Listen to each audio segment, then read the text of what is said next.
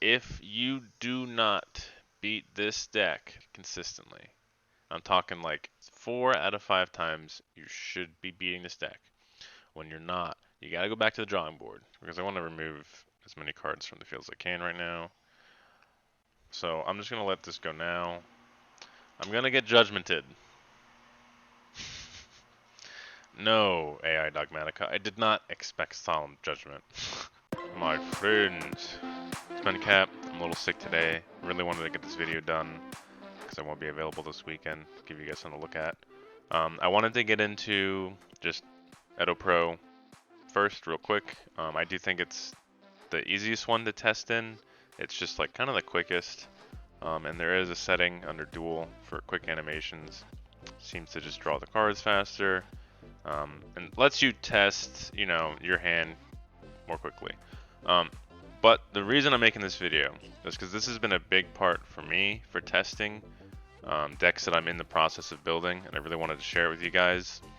The AI mode, there is one particular deck that I suggest playing against. Not really anything else that I remember seeing has been as helpful as this particular deck. And why I am suggesting this to you is not because the computer is going to ask the first thing you can possibly search. We know. That's fine. It's because the amount of testing you can get done versus a formidable AI deck that shows you your weaknesses compared to jumping online, having someone quit after they play solitaire and mess up or something. It's just tenfold how fast you can get things done. And what I mean by weaknesses is it really shows you how valuable each card in your hand is and what you might have a problem with that you might want to try to figure out and deal with. So, the deck in question is the AI Dogmatika deck. I went into replay and reviewed. This is the deck. I know. 3 called by. It's crazy. But I mean that's why it's helpful. So before you jump away and think it's a waste of time, this deck makes Winda.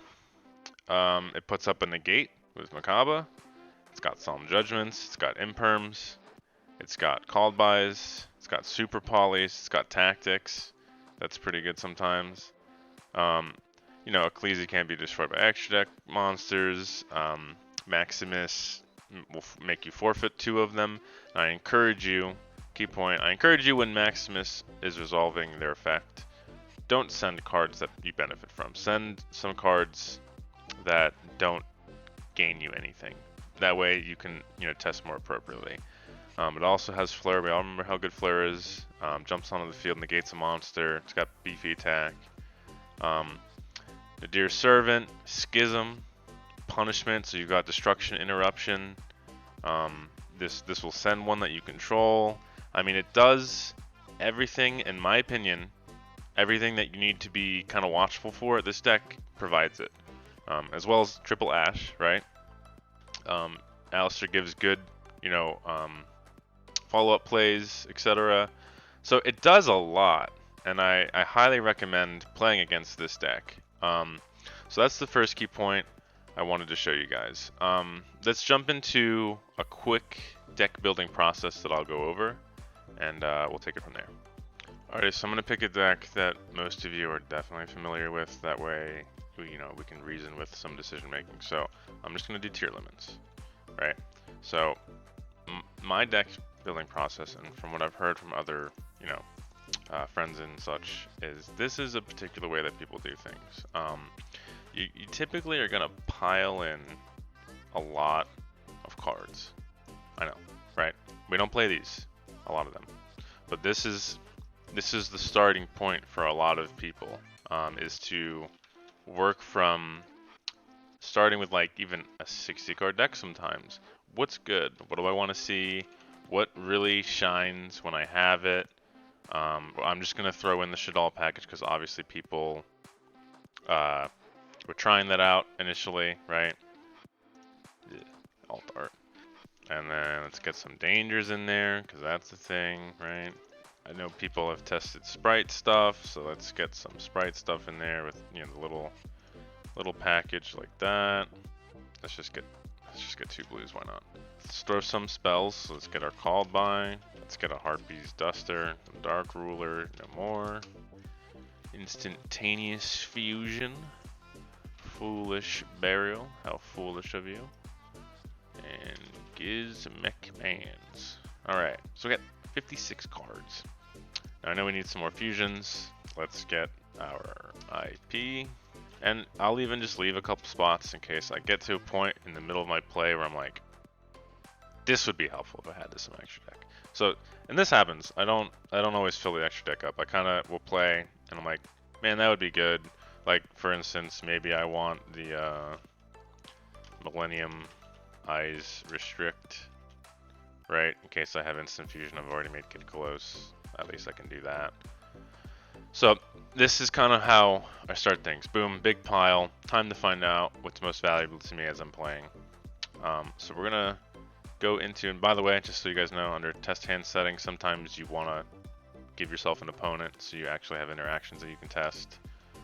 So that is an option right here. It's always defaulted to have no opponent, but sometimes you really want to have one. And of course, you can always check to not shuffle the deck. You can order things in the way that you need to test, you know, so it's very important. Let's go ahead and verse this AI. So we're going to go to land AI, we're going to host it, and we're going to put not applicable for the forbidden list because your deck's playing triple Called By and whatnot, so it would not let you play otherwise. So not applicable, anything goes, everything else is standard. So we're gonna hit OK. We're gonna get ourselves in here. We have to get the local AI, and then you're gonna search through all the AI decks that they provide for you, right? So they do give you quite a bit. Totally awesome. Puts up a few toads sometimes, stuff like that. But I've definitely found that this is by far the best one to test against. So throw our Dogmatika in that, and then we're just gonna click Add AI Player. It's gonna pop them in there. Windbot is not very smart apparently. That's all good. And we are going to start the test. So I also have the AI throwing rock every time. So I can decide whether or not I want to go first. So that being said, we're gonna go ahead and let the computer go first. Got our opening hand here. So like I said, we're looking to see what cards are not a 5 out of 5. What's a 4 out of 5? What's a 3 out of 5? Like what cards end up not feeling so great? We gotta take that 56 card deck and start doodling it down to more effective cards every time. Because you gotta have the right cards. Like right now, I'm going against 1 negation, 2 set. If I don't have the right cards, I'm not gonna get anywhere. So even like that being said, looking at my hand, the Meta Noise, besides the fact that it's a trap card, even if it's discarded right now, I'm getting nothing out of it. The Sprite Starter, I'm going to lock myself into level 2s or rank 2s immediately. So it doesn't get me anywhere, especially if your boy BenCappp negates it. So you're already seeing problems that this deck presented itself. It's just not going to let me have a good time. The major play that I can see is Shiren, and I will boast about Shiren all day long. Shiren is an excellent Yugioh card. Just a great card all the way around. I'm just going to go ahead and activate that. It's even worse than we thought. We're going to get ashed and not even get to force out the BenCappp negate. So, not a good thing. The only benefit is it stayed in our hand. So, at this point, I am just going to use the Nessie. Nessie's going to get smashed. So realistically, all we really have now is a normal summon. We could make Winda, send Beast or Dragon to pop or draw a card. Or we could make Drago Superior actually off of the Winda, like a very crafty Yu-Gi-Oh player. So we're gonna do that. See how far we get. Let's make the Winda. So I'm gonna use Dragon. Let's just do the Havness. And I know we're just kind of like watching me play, but I'm going through the thought processes of like, how do I decide what cards out of the pile that I built are worth keeping? So I've said this in a different video, like I liked siding Shaddoll Fusion and Dragon when I was going second in Duel 2 or 3. I actually like sliding them in. Didn't really like maining them.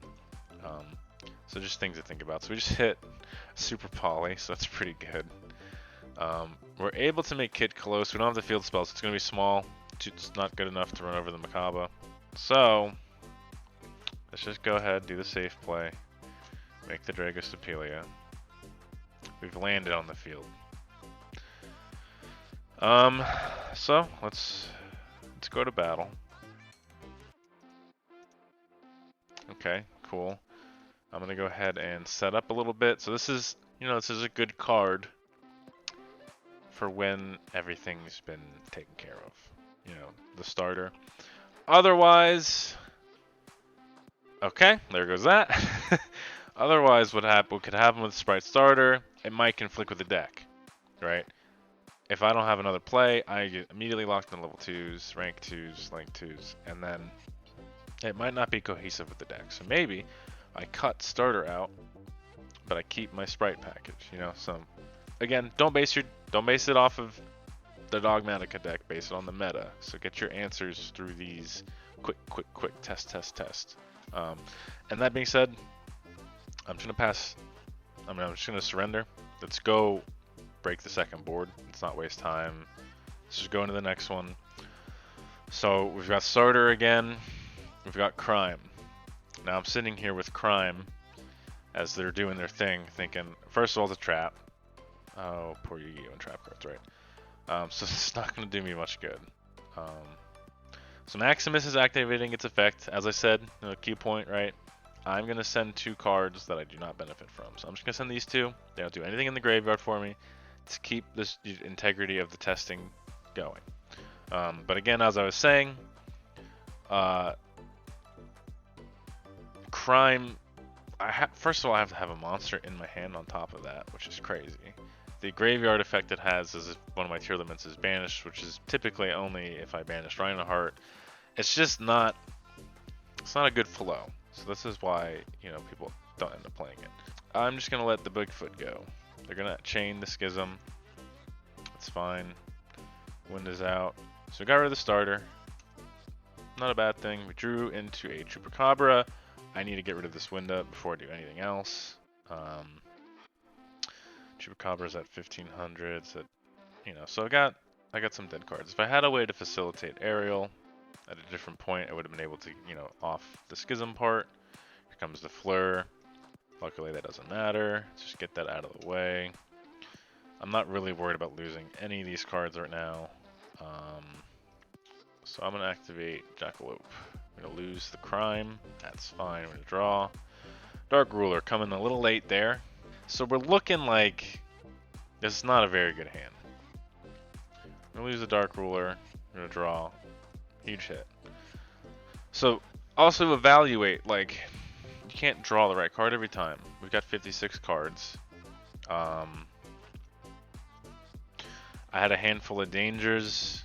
I've got the Schism. I've got this. These cards don't really... Crime, Aerial, Schism, it did not help me at all. I had no value in those cards. So I have to bring that back to the drawing board after this duel. I gotta assess, after every couple duels, what I might be needing additionally. Or to cut. So you get it. I don't need to keep playing through. And I wanted to say, if you do not beat this deck, this AI deck, if you're not beating this deck consistently, I'm talking 4 out of 5 times. Not even 3 out of 5. 4 out of 5 times you should be beating this deck. When you're not, you gotta go back to the drawing board. Something you're not able to deal with something, or your plays are too limited, and you don't have cards that help you keep going. So like an example, the dangers, boom, activate from hand at any point. They're ready to rock and roll. So that's a huge plus about the dangers, and that's why they've been so helpful with the tier limit deck. This was not that great, right? Not helping. This was not good. Don't like it at all. I didn't really get to see this. I'm gonna leave it for now. Maybe it'd be okay. I'll leave 2 in there so I can see it and gain an opinion on it. The Shaddoll fusion so far was pretty good. No complaints. Harpy's Duster was good. 2 blues with the 1 jet, probably not the move, because if I draw the jet, then I just have 2 dead cards in my deck. So cutting that down a little bit more. This was not helpful, probably useful for a side option. And this is just based on the few things that I've played so far. The Shaddoll stuff has been okay. I haven't had enough exposure to it to gain the proper opinion. I think I'm kind of overkill on the dangers, so I'm going to cut back that. Maybe even another Mothman. So, you know, we're cutting down, and that's the point of this. This is the point of the whole process, is flood it. Flood all these cards, get opinions on them, see how you feel about them, and then just keep moving. Alright guys, so one last thing. One thing that I personally like to do when I am building the deck is I like to sort the deck based on the ability to play through stuff, like I mentioned, how important that is. So I do like to sort it, see how many cards I have that are effective past my normal summon, things that'll get me through stuff. I like to sort them by the value that they provide, stuff like that. So in this particular deck, one of my favorite decks to play, it's just a ton of fun. I would put Shiren. Shiren's very good. Specials, mills, sends one from hand that can benefit you. She's super good at that. Instant Fusion, great card, allows you to keep moving, huge advantage in this deck. Another card is Branded Opening, huge. You can activate it at any time, you know, so it really helps you push through stuff. The dangers are good. I don't know if they're the next best card, but they're very good. The Foolish is good. You know, that'll help you, you know, push for one more play. Fusion Deployment. I know, again, this is probably not the most popular tier limit build. It's branded tier limits, locks you into fusions. So it's a very reactable card. Benefits me a ton. Super Poly is, you know, that can do a lot for you straight out of the hand. Branded Fusion is massive, and I'm gonna put it in the back because I want to save it. I want to get through as many things as I can before I activate this, because I resolve this, I'm in a huge position. So I'm gonna throw that in the back. Tactics can help me push through. I like Tactics a lot. It's still a very good card even right now. Brandon in red at the back because it might not be live yet, so you always want to focus on making certain cards that are powerful live as you're playing along, if you have it in your hand. Yeah, that's pretty much it. All the other cards are typically going to need some sort of interaction to assist them to be more effective. So looking at this deck, like the way that I was building it, I've got about 20 cards, you know, that are very good to rock and roll and keep moving through stuff. So that's a very good way for you to test against the Dogmatika deck, who's gonna imperm you, it's gonna Macabre negate you, it's gonna Solemn Judgment you, it's gonna Ash you, it's gonna Schism and lock you into not specialing. It's a very good idea to play against the deck and look for cards. How do I amp my deck up? How do I provide more playthrough ability with my deck? So it's, you know, again, it depends on the meta. You have to consider what you got to do to get through stuff. And again, Dogmatika AI deck, highly recommend it. That's pretty much all I have for you guys today. So again, sorry I'm sick. Throat is being stabbed hypothetically. So I hope that wasn't too much for you guys. But if you have questions, you have comments, you have opinions, share them with me. I don't take offense to anything. I'm a big, strong boy. So please, you know, share your thoughts. I'm sure other people read the comments and can benefit from it as well. And I'll catch you guys in the next one.